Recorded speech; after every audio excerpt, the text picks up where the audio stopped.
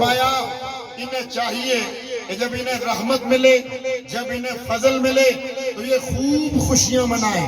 ادھر تو یہاں رب نے قرآن میں سب سے بڑی رحمت بھی مصطفیٰ کو فرمایا، سب سے بڑا فضل بھی مصطفیٰ کو فرمایا۔ تو قرآن حکم دیتا ہے جب تمہیں رب کا فضل اور رب کی رحمت ملے خوب خوشیاں مناؤ۔ معلوم ہوا مصطفیٰ کے آنے والے دنوں میں خوب خوب خوشیاں کرنا، گھر سجانا، چراغاں کرنا، یہ رب کے قرآن میں حکم کے عین مطابق ہوتا ہے۔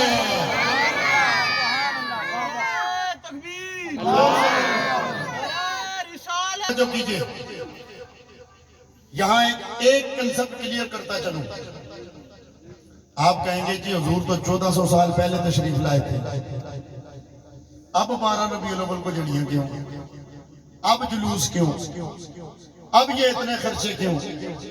میرا ایک معصومانہ سا سوال ہے، جس طرح حضور 1400 سال پہلے تشریف لائے تھے، قرآن بھی تو 1400 سال پہلے نازل ہوا تھا، اب رمضان کے روزے کیوں؟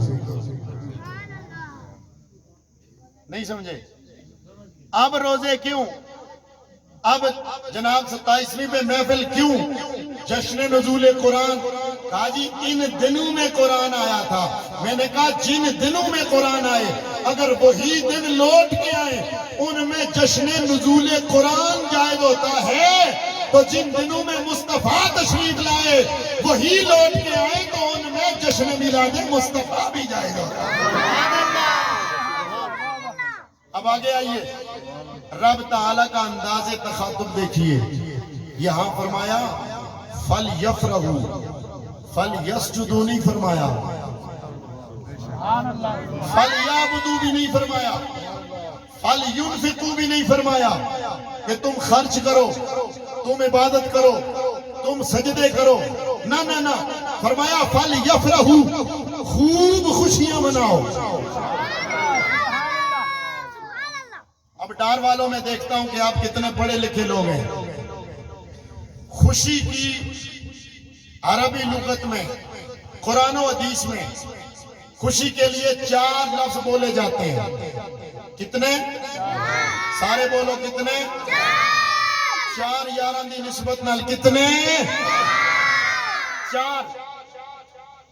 ایک ہے سرور، یہ بھی خوشی کے لیے آتا ہے، حضور قبلہ علامہ صاحب۔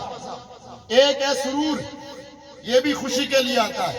ایک ہے حبور، ہاں بارے سے حبور، یہ بھی خوشی کے لیے آتا ہے۔ ایک ہے فرحت، فرح، یہ بھی خوشی کے لیے آتا ہے۔ ایک ہے مرح، میم را ہا، مرح، یہ بھی خوشی کے لیے آتا ہے۔ ادھر فرق کیا ہے؟ سرور دل کی خوشی کا نام ہے، سرور دل کی خوشی کا نام ہے۔ جس طرح سر ہوتا ہے نا، اسرار ہے، راز کو کہتے ہیں، تو سرور قلبی خوشی کا نام ہوتا ہے، اندر اندر بندہ خوش ہو۔ حبور ایسی خوشی جو چہرے سے ظاہر ہو، بندے کے افعال سے، اس کے جسم سے پتہ چلے کہ یہ بندہ خوش ہے۔ یہ 2 خوشیاں ہمیشہ محمود ہوتی ہیں، یہ مذموم نہیں ہوتی، یہ محمود ہوتی ہیں، اچھی ہوتی ہیں۔ تیسرے نمبر پر ہے فرح، فرحت جس کو کہتے ہیں، یہ بھی خوشی کو کہتے ہیں، لیکن اس میں ذرا اطراحت شامل ہوتی ہے۔ آپ کو اگر نہ بھی سمجھ آئے مجھے حضور قبلہ دعا دے دے تو میرے خیال میں میرے لیے کافی ہوگا۔ فرح میں تھوڑی سی اکڑاہٹ، اترانا، یہ شامل ہوتا ہے۔ یہ کبھی محمود ہوتی ہے، کبھی مردود ہوتی ہے، کبھی کبھی ہوتی ہے، کبھی اچھی ہوتی ہے۔ چوتھا ہے مرح، یہ اس میں بھی اکڑ کے خوش ہونا ہوتا ہے، لیکن یہ ہمیشہ مردود ہے، اس کو کبھی بھی اچھا نہیں کہا گیا۔ قرآن مجید میں مرح اور فرح ان 2 کو بیان کیا گیا۔ قرآن کہتا ہے ذالکم بما کنتم تفرحون فی الارض بغیر الحق وَبِمَا كُنْتُمْ تَمْرَحُونَ، یہ جو تمہارے ساتھ کیا گیا ہے، یہ رب تعالیٰ فرماتا ہے تم نے جو فرح کی ہے بغیر حق کے، اور مرح یعنی خوش ہوئے ہو، اکڑائے ہو، یہاں فرح کے ساتھ بغیر الحق کہہ کے بتایا کہ تمہاری یہاں جو فرحت تھی نا یہ بغیر حق کے تھی، لیکن کبھی کبھی فرحت حق والی بھی ہوتی ہے، اور مرح یہ ہمیشہ مذموم ہوتی ہے۔ اب آئیے قرآن میں رب فرماتا ہے لا تفرح ان اللہ لا يحب الفرحین، اے تو اکڑا کر خوشی نہ کیا کر، اترا کر خوشی نہ کیا کر، رب اس کو پسند نہیں کرتا۔ توجہ ہے سب کی، رب اسے پسند نہیں کرتا۔ اب جو رب خود قصہ قانون میں کہتا ہے لا تفرح، جو آیت میں نے پڑھی ہے یہاں کہتا ہے فَلْيَفْرَحُوا، ہاں جی علماء اگر میری حوصلہ افزائی فرما دیں تو مجھے خوشی ہوگی، پھر میں آپ کی طرف بھی آؤں گا۔ جو خود کہتا ہے لا تفرح، فرحت نہ کر، اترا کی خوشی نہ کر، سورہ یونس میں کہتا ہے فَلْيَفْرَحُوا، جس سے پتہ چلا کہ یہ فرحت کبھی جائز ہوتی ہے کبھی ناجائز ہوتی ہے۔ اے اللہ، یہ اترا کر خوشی کرنا یہ جائز کب ہوتی ہے؟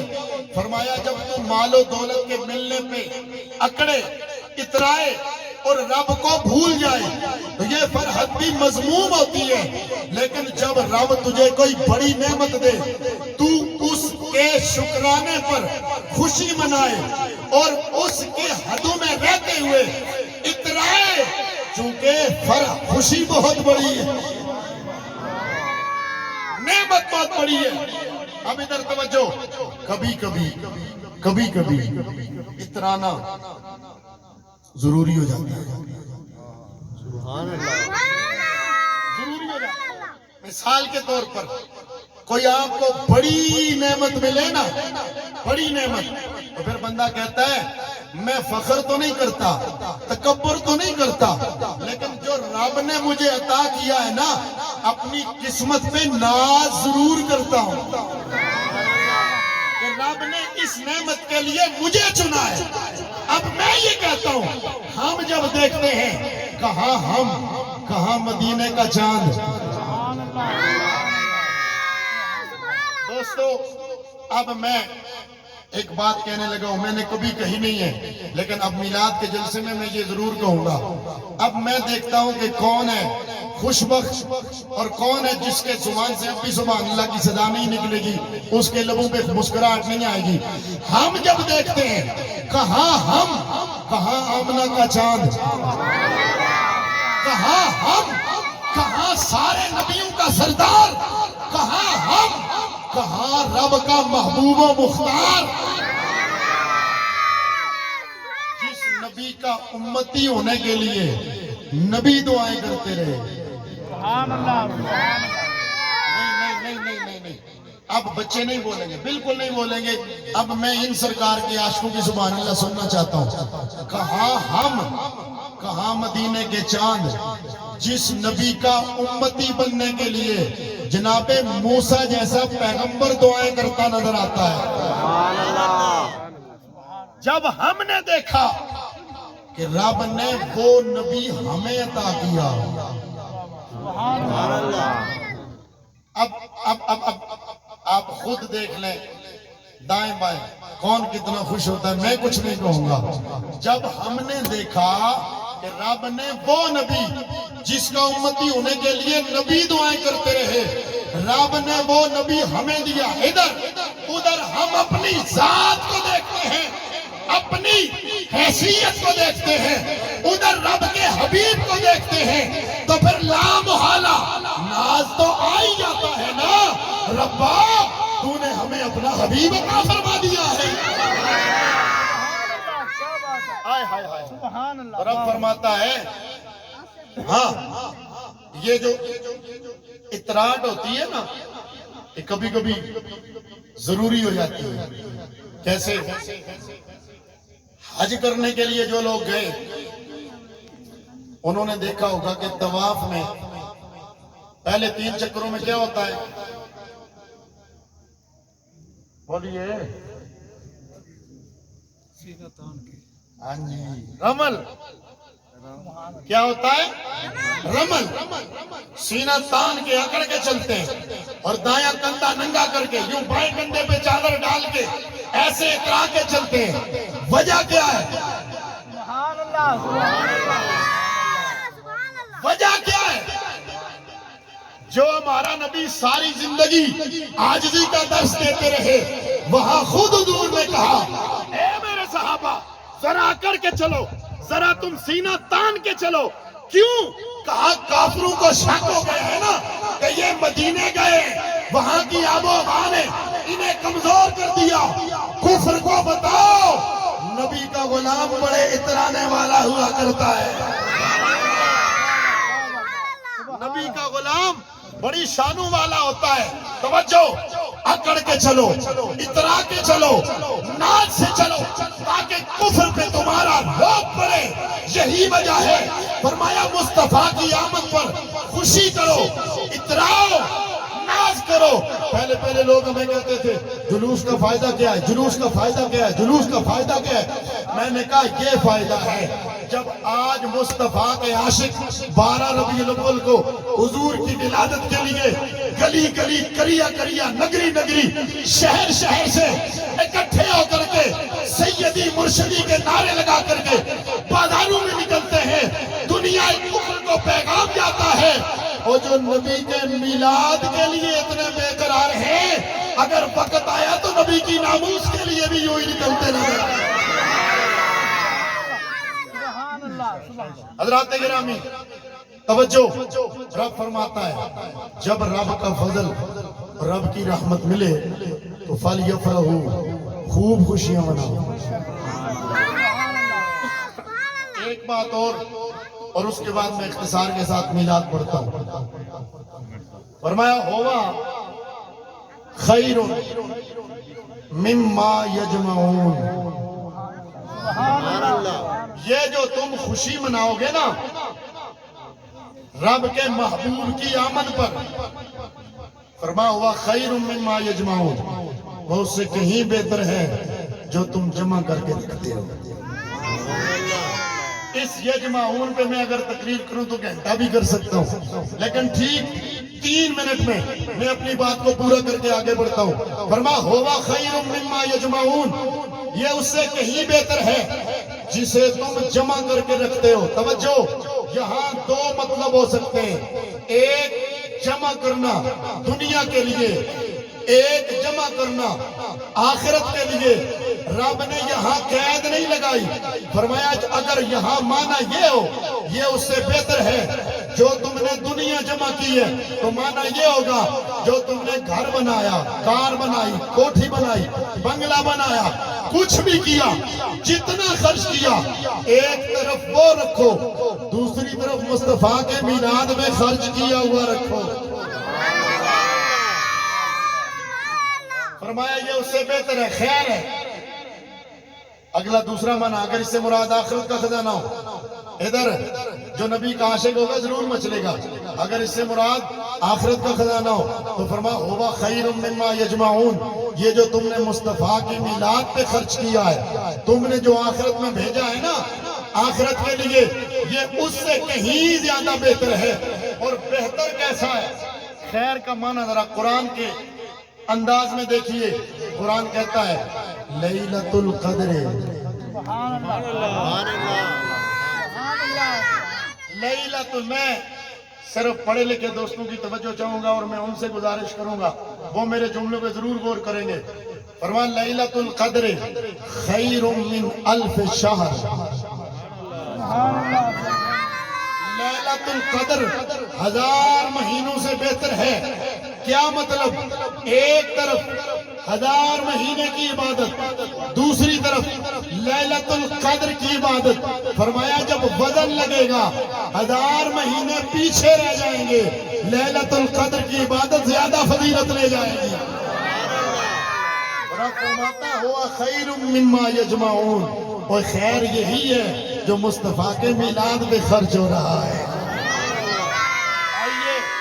آئیے رب نے جب ہمیں حکم دیا نا میرے محبوب کے میلاد پر، میرے محبوب کے ملنے پر تم خوب خوشیاں مناؤ، کیوں؟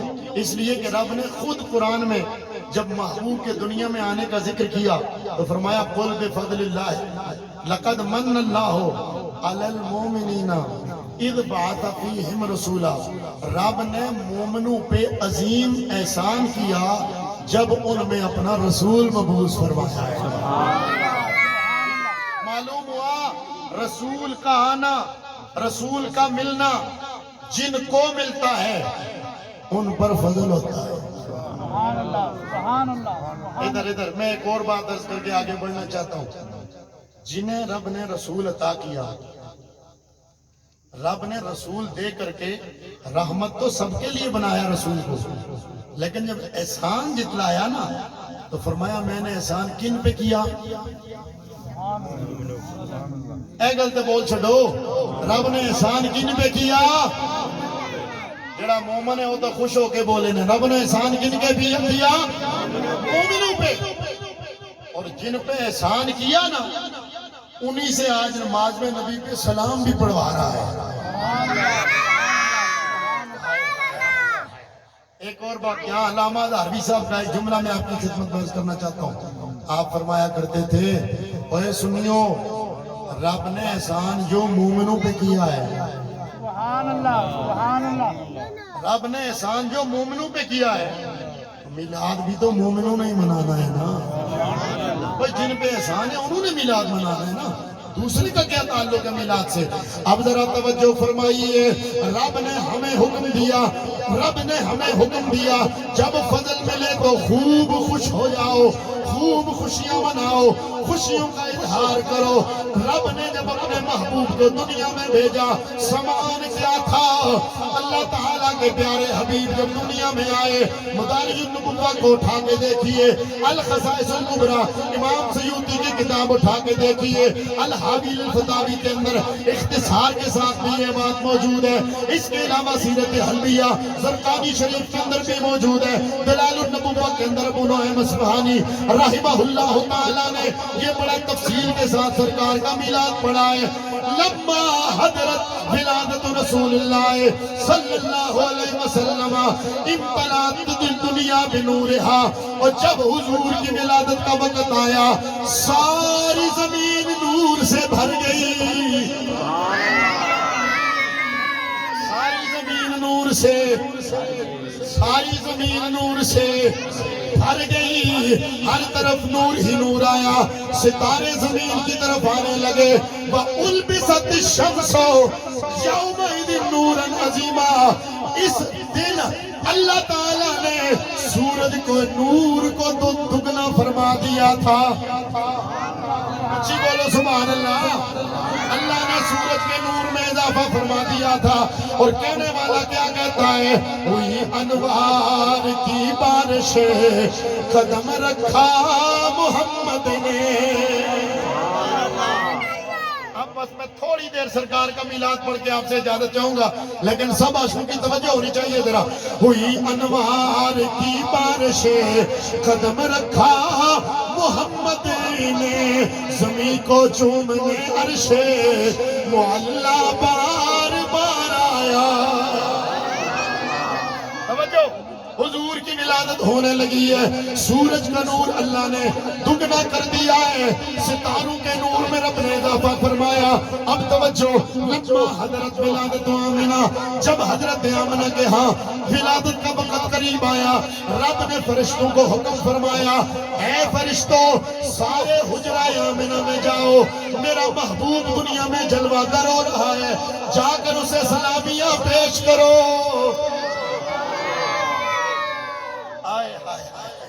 ادھر رب نے رضوان جنت کو حکم فرمایا، فَأَمَرَ اللَّهُ، اللہ نے حکم دیا کس کو؟ رضوان جنت کو، افتحوا ابواب السماء کلہا وابواب الجنان کلہا، اے فرشتوں آسمانوں کے بھی سارے دروازے کھولو، جنتوں کے دروازے کھولو، رحمتوں کے دروازے کھولو، میرا محبوب دنیا میں جلوہ گر ہو رہا ہے۔ اب جب فرشتوں کی ٹولیاں، فرشتوں کی بارات لے کر کے جبریل امی آئے، جبریل کو حکم ہوا، ایک جھنڈا مشرق میں لگا، ایک جھنڈا مغرب میں لگا۔ جس کو حضور کا میلاد سن کے خوشی ہو رہی ہے محبت سے بولے سبحان اللہ۔ ایک جھنڈا مشرق میں لگا، ایک جھنڈا مغرب میں لگا، ایک جھنڈا کعبۃ اللہ کی چھت پہ لگا دے۔ اب ذرا توجہ ادھر۔ حضرت آمنہ فرماتی ہے میرے لال کے دنیا میں آنے کا وقت آیا، میں اپنے کمرے میں اکیلی ہوں، میں ڈر رہی ہوں کہ میرے ساتھ تعاون کون کرے گا۔ فرماتی ہے میں نے شفا کو بلا لیا، حضرت صفیہ جو میرے نبی کی پھوپھی ہیں انہیں بھی میں نے بلایا، چلو تعاون کرو گی میرے ساتھ۔ یہ اپنے کمرے میں موجود ہیں، جناب عبد المطلب کعبے کے صحن میں بیٹھے ہوئے ہیں۔ اب ذرا توجہ ادھر۔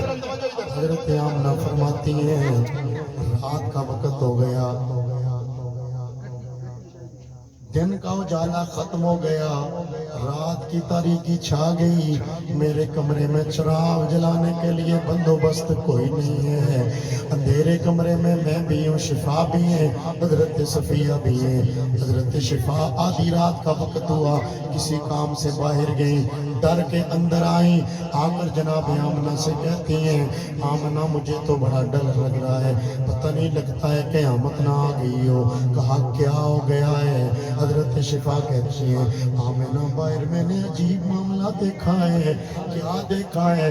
کہا ستارے گر رہے ہیں، لگتا ہے کہ یہ ہمارے اوپر آ جائیں گے، یہ بالکل ہمارے گھر کے قریب تو آ گئے ہیں، انہیں کیا ہوا ہے؟ حضرت آمنہ فرماتی ہیں میں نے انہیں تسلی دیتے ہوئے کہا ڈرو نہ، جو لال میرے بطن میں اس کی شانیں میں نے اتنی دیکھی ہیں، مجھے یقین ہے یہ ستارے بھی اسے سلام، یہ ستارے بھی اسے سلام کرنے آئے، اس سے برکت لینے آئے، تم ڈرو مت۔ حضرت آمنہ فرماتی ہیں تھوڑی دیر کے بعد میں نے دیکھا میرے گھر کی دیوار شک ہوئی، دروازے کی طرف سے نہیں، دیوار شک ہوئی، سبحان اللہ۔ میرے گھر کی دیوار شک ہوئی، لمبے لمبے قدوں والی، لمبے لمبے قدوں والی، سونی سونی صورتوں والی، خوشبوئیں لیتے ہوئے میرے گھر میں لمبے لمبے قدوں والی عورتیں داخل ہوئی۔ میں سوچی کہ شاید یہ عبد مناف کے خاندان کی عورتیں ہوں، لیکن جب میں نے انہیں دیکھا اتنی سونی، اتنی پیاری، لیکن ہے اجنبیہ، میں نے ڈر کے ان سے پوچھا آنے والی ہو تم کون ہو؟ یہاں تم کیا کرنے آئی ہو؟ اس وقت تمہارا یہاں آنے کا مقصد کیا ہے؟ ان میں سے ایک آگے ہو کے بولی آمنہ ڈر نہیں، ہم تجھے ڈرانے نہیں آئی، ہم تو تیرے بیٹے کا میلاد منانے آئی ہے۔